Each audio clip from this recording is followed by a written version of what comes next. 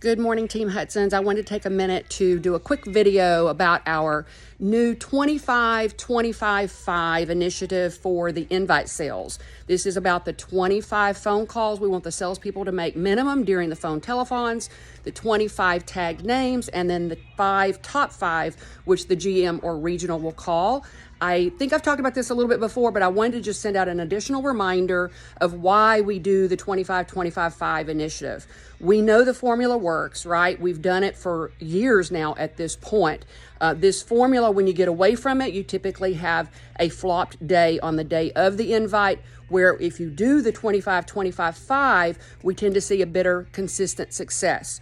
One thing I do want to add to that is, let's say you do the 25-25-5 and you still have a less than inspiring day, to say it nicely. That's okay, guys, because we know that sometimes preparation, you might not see the success behind it, but if you get away from it the next month because it didn't work last month, then that's when you're going to see a huge inconsistency with events going forward. If you do the 25-25-5 and you don't have a great day, you can hold your head high because you did the work, you did the execution. But if you don't do the 25-25-5 and then you have a poor day, then that's on you, right? That's what this is all about. We know these events are only about what you put into them.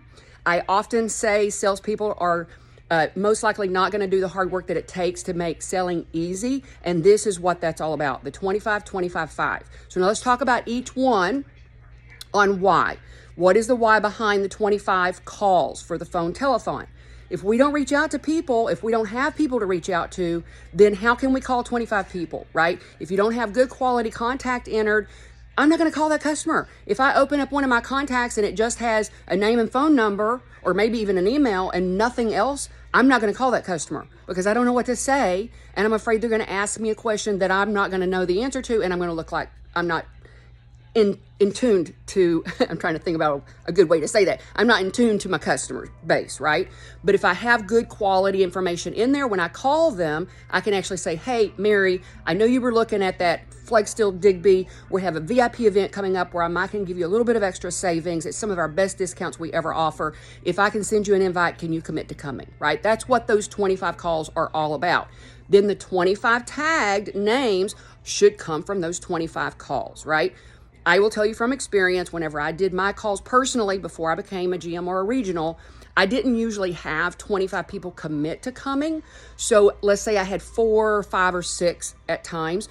You want to take the additional that you have left and pick some of your favorite customers, meaning the ones that came back repeatedly buying from you, or maybe someone who was looking over the last few weeks or a couple of months and didn't make a purchase yet, but you knew they were interested, but they didn't respond to you when you reached out. I would still put those names on the tagged event. I've talked about that in the trainings, how people will still sometimes show up even though they don't respond to you because their lives are busy, right? We're not their priority, but if you make them aware of it, a lot of times they will still rise to the occasion, okay? Then the last one is the top 5 names.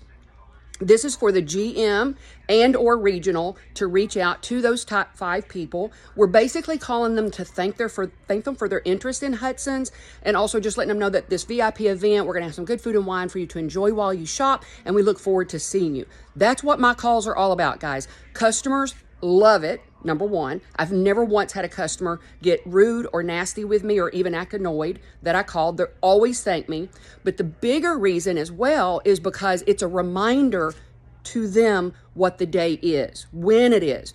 I've had people say, oh, that's this Thursday? Oh, thank you for reminding me. I thought it was next Thursday. Or they might say, yeah, I know about it, but I haven't got an invitation yet. That's been one I receive as well. Then I tell them, look, it might be lost in the mail or maybe the mail's slow. We do have you on the list at the store for you to receive those discounts. So just go in. I'll mention the salesperson's name 2 or 3 times while I'm on the call with them as a reminder of who they need to ask for. I do that just so you guys all know. And then they end up coming in, even though they didn't get the invitation, but they knew about it. And then lastly, they might say, oh, I was planning on coming, but I can't. I got called into work, whatever that looks like. Then I'll tell them, look, you can do it over the phone. If you know what you want, I can have Nick or whoever their salesperson was reach out to you on the day of the event so that you guys can do it over the phone. And they're like, yeah, please do that. And then I always email the salesperson that information. quite often those customers, when they come in the store, they will actually say, oh, your GM called me, or oh, your regional called me. So they really do appreciate it, guys. It's what it makes it really feel like a true VIP event. So please, guys, get on this cadence. It's not going away. 25, 25, 5. Please, if you have any questions or if you need clarity, please reach out to me or your regional. We'd love to help you get past this so that we can have successful continued events. And that's the only way we're going to grow them to the next level. Okay, so tomorrow, 1.2 million is our goal. So action items, executing equals caring. Please fill out the top 5. There's some of you that still have not done it. I'm getting ready to hop on my calls now. How about you guys?